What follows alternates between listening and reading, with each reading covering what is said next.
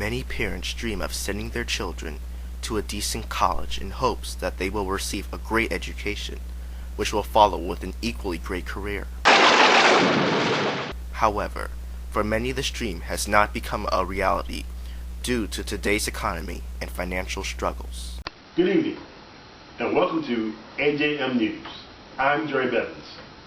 Today we have Professor Alexander Adams to discuss with us the soaring problem of college debt and the solutions to help solve it. Thanks for coming, Professor Adams. Thanks for having me, Jerry.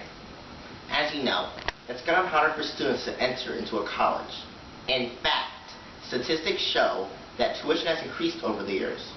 The Washington Post once wrote an article about a survey involving students and their finances.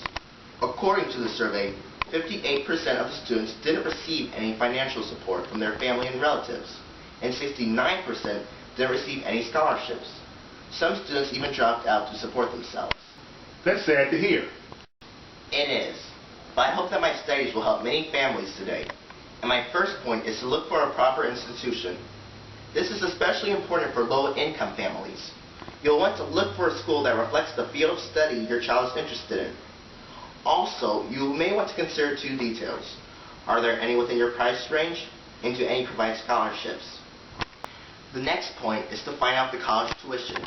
Tuitions vary, but a college tuition might compose of college fees, books and supplies, room and board, and health insurance, not to mention personal costs and transportation. As I said before, tuition has increased over the years. In 1993, the average college tuition for non-profit public institutions was approximately $2,500. For private institutions, it was about $8,100. In 2004, tuition for public institutions was $5,000 and $16,000 for private institutions. That's twice as much as it was 11 years before. Now that we've looked at the problems, I'm going to discuss how to resolve them. First method, save money. That's the most simple way to pay tuition. How you would save is up to you, but I would recommend that when the tax refund check comes, take some of the money you don't need and put it in a bank account. And it's best to start saving early. Also, the use of tax-deductible savings plans should be considered. Second method, scholarships. See if you can acquire any scholarships. Now, scholarships may be attained by SAT, ACT scores, certain talents, or other traits. Some colleges may even give scholarships depending on the student's field of study. And the third method, student loans. A student loan has two advantages over a conventional loan. Those advantages being lower interest rates and easier repayment terms.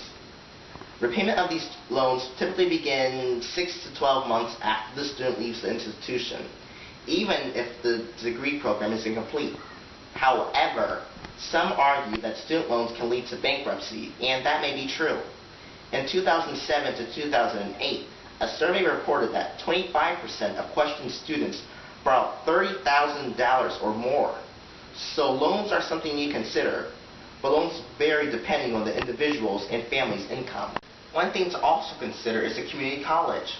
The fees are much lower than the fees of public and private colleges.